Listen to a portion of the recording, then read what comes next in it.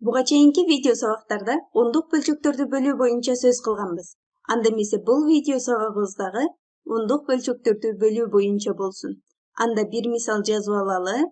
500 бөлүү 200.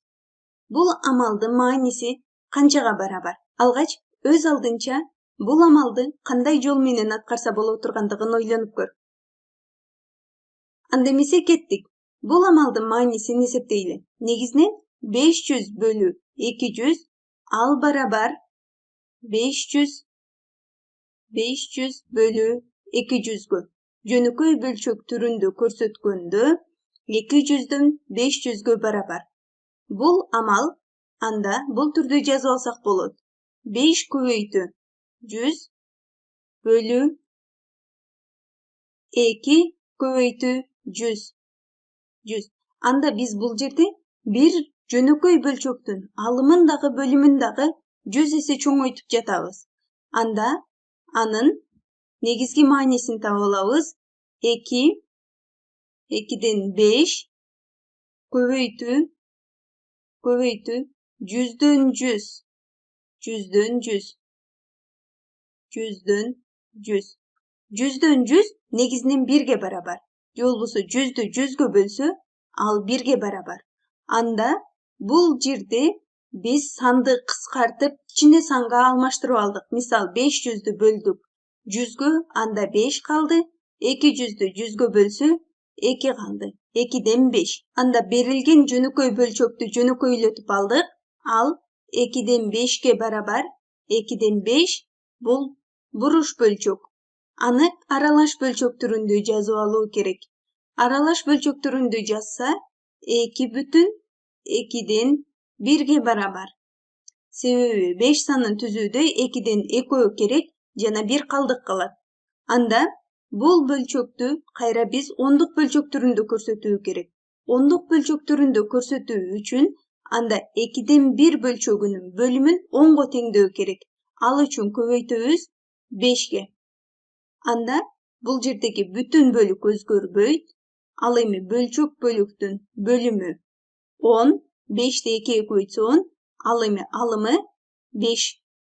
Анда бул бөлчөктү оңой эле жөнөкөй бөлчөк түрүндө жаза алабыз. Анда анын бүтүн бөлүгү 2, ал эми бөлчөк бөлүгү 10дон 5 болгондугу үчүн бөлчөк бөлүгү 5. Ондук үлүшү 5. 2/10/5. 500дү 200гө бөлсө 2/10/5. 2 бүтүн сандын тийиндиси ондук бөлчөккө барабар. Анда дагы бир мисал аткарып көрөлү. Кийинки мисалыбыз 0/100дөн 63дү бөлүү керек 0/100дөн 7ге. Тиинди канчага барабар? Алгач өз алдынча ойлонуп, бул амалдын маанисин эсептеп көрөбүз. Анда эмесе кеттик. Бул амалдын тииндисин эсептейли.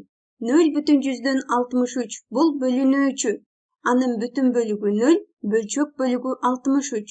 Демек анда 63 жүздүк үлүш бар. 63 жүздүк үлүш. Ал эми бөлүүчү 0/100дөн 7.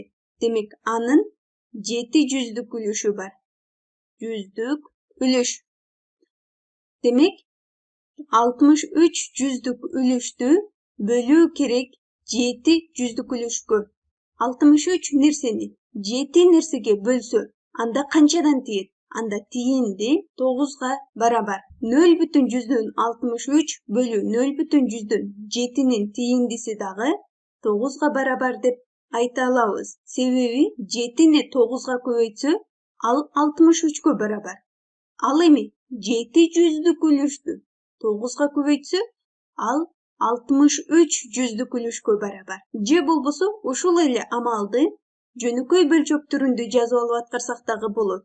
Анда 0/100дөн 63 бөлүү 0/100дөн 7. Бул сандардын тииндисин эсептөө керек. Ал үчүн жөнөкөй бөлчөктүн алымын дагы бөлүмүн дагы 100гө көбөйтүп алсак болот. Анын негизги мааниси өзгөрбөйт. Алымын дагы бөлүмүн дагы 100гө көбөйтүп алабыз. Же болбосо мындайча дагы түшүнсөк болот. Бул бөлчөктүн башка бир эквиваленттүү бөлчөгүн таап алабыз. Ага барабар болгон бөлчөгүн таап алабыз. Эгерде 0,63-тү 100гө көбөйтсө, анда бул жердеги үтүрдү гана сол жактан оң жакка 2 цифрага, 2 санга жылдыруу керек. Бир сан, 2 сан. Анда 0,63 ал 63гө барабар. Ал эми 0,7-ни 100гө көбөйтсө, анда дагы анын үтүрүн 2 санга оң жака жылдырабыз. Сол жактан оң жака. Анда үтүр 7ден кийин коюлат. Демек 7 бирдик. 7 эле болуп калды. Демек 7ден 63гө барабар. Демек бул жерде дагы 63тү бөлүү керек 7ге.